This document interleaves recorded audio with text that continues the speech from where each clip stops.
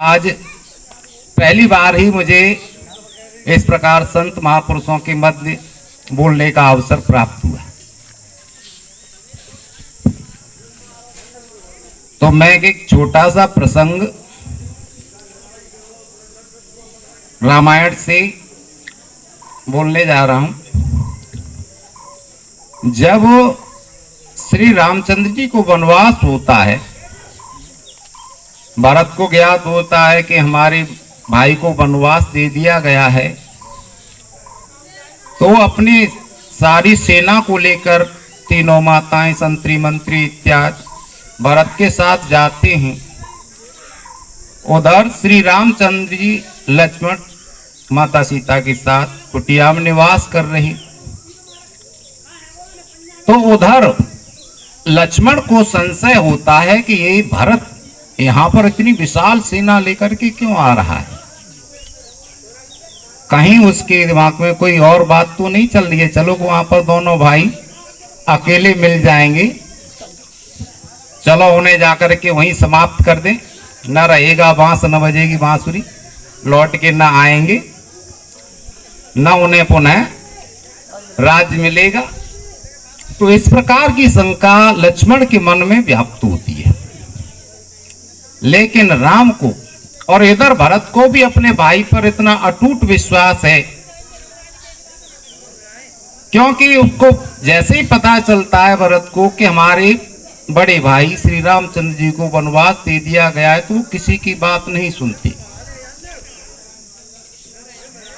उन्होंने अपनी माता तक की कोई बात नहीं मानी, उन्हें भी दुत्कार दिया, उनसे भी अपना नाता तोड़कर श्री रामचंद्र जी को मनाने के लिए पहुंचते हैं। उधर जब लक्ष्मण को इस प्रकार की शंका होती है, तो श्री रामचंद्र जी लक्ष्मण को समझाते हुए कहते हैं, भरत ही होहिन राज मधु विधि हर हरि पद पाए, कबहु की कांजी सीकरनी चीर सिंधु बिनसाए। तो समझाते हुए श्री रामचंद्र जी ने कहा कि हे भाई लक्ष्मण, जो तुम कह रहे हो बिल्कुल असत्य सोच रहे हो, गलत सोच रहे हो, ये तुम्हारा सोचना बिल्कुल भ्रम है। मैं भरत को भली प्रकार से जानता हूं, और जो भाई बचपन से लेकर के युवावस्था तक साथ साथ रहते हैं, खेलते हैं, कूदते हैं, ऐसा तो हो नहीं सकता कि एक दूसरे की मानसिकता को नहीं जानते हो। वो समझाते हुए कहते हैं कि ये तो अयोध्या का एक तुच्छ छोटा सा राज्य है, भरत का तो हृदय बहुत ही विशाल है। भरत उस अयोध्या के छोटे से राज्य के लिए यहां पर नहीं आ सकता। हे भाई लक्ष्मण, यदि भरत को ब्रह्मा का ब्रह्मलोक, विष्णु का विष्णुलोक, शिव जी का शिवलोक क्यों नहीं दे दिया जाए, फिर भी उसे राज्य का मद नहीं हो सकता। कितना अटूट विश्वास है। उधर राम को, इधर भरत, एक दूसरे पर इतना अटूट विश्वास होता है, और ऐसा विश्वास होना भी चाहिए। आज समाज में देखा जाता है कि भाई भाई एक छोटी सी मेड़ के पीछे लड़ रहे हैं, और उधर देखिए एक भाई इतने विशाल साम्राज्य को त्याग कर चला जाता है, दूसरा भाई उसको मनाने के लिए पीछे जाता है, राज्य को स्वीकार नहीं करता है।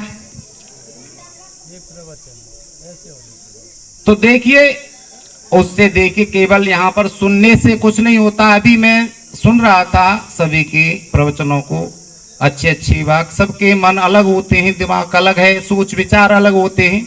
अगर एक ही प्रकार का सभी का मन, मस्तिष्क और विचार होते तो ये झगड़े लड़ाई कुछ होता ही नहीं।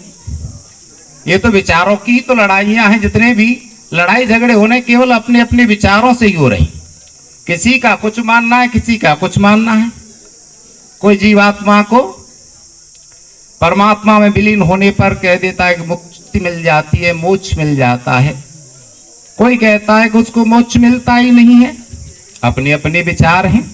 वैसे मैंने तो जहां तक पढ़ा है, जहां तक सुना है, जितना आज तक जो भी ज्ञान अर्जन हुआ है, ज्ञान तो कभी समाप्त नहीं हो सकता। एक जन्म क्या हजारों जन्म ले लिए जाएं, फिर भी ज्ञान से अपूर्ण रहेगा, क्योंकि पूर्ण तो केवल वही परमात्मा है, उसके अतिरिक्त इस दुनिया में कोई भी पूर्ण हो नहीं सकता। मैं तो इतना मानता हूं, इससे ज्यादा मैं नहीं जानता। तो उधर लौट के उधर ही आते हैं। फिर समझाते हुए श्री रामचंद्र जी कहते हैं कि संसार में जितने भी व्यक्ति हैं, जो भी हैं भाई लक्ष्मण, सभी गुण और अवगुणों से युक्त हैं। लेकिन भरत, मेरा प्रिय भाई भरत ऐसा है कि उसमें अवगुण नाम मात्र के लिए नहीं है। क्योंकि रामचरितमानस में बाबा तुलसीदास जी ने स्वयं लिखा है कि सगुन खीर अवगुण जलताता, मिलहि रचई परपंच विदाता। भरत हंस रविवंश तड़ागा, जन्म कीन गुण दोष विभागा। तो ये तो रामचरितमानस में कहा गया है कि भरत को पूर्ण दोषों से मुक्त बताया है। श्री रामचंद्र जी को कितना अटूट विश्वास है अपने भाई पर। केवल इसी प्रसंग को मैं थोड़ा सा इसलिए बता रहा हूं कि आज के समाज में देखा जाता है कि भाई भाई आपस में लड़ रहे हैं, गोलियां चल रही हैं, एक दूसरे को मार रहे हैं। यदि कोई शिक्षा लेनी है तो रोजाना पढ़ रहे हैं, सुन रहे हैं, लेकिन शिक्षा ग्रहण कोई नहीं करना चाहता है। अपने अंदर जो भी दोष हैं विद्यमान, उनको कोई निकालना ही नहीं चाहता है। केवल सुना समझा नहीं, उसको ग्रहण कोई करने की कोशिश नहीं करता, वहीं का वहीं छोड़ देते हैं। लेकिन कुछ तो ग्रहण करके जाना चाहिए। लड़ाई झगड़े क्यों हो रहे हैं, कुछ विचार करना चाहिए। चलो थोड़ा सा, चलो तू ही जोत ले, तू ही चल धनवान हो जाइए। अपने भाई से, भाई कर रहा है, चल तुझे और चाहिए तू और ले ले, चल संतुष्ट रहे। तो लड़ाई झगड़ा हो गया नहीं, उधर उसने जोती मेड़, इधर दूसरे ने जोत ली, लड़ाई शुरू हो गई। और क्या उसी में से सारा अन्न उत्पन्न हो जाएगा? ये केवल सोचने की तुच्छ बातें हैं। अधिकांशतः ये अपने अपने विचार ही तो हैं।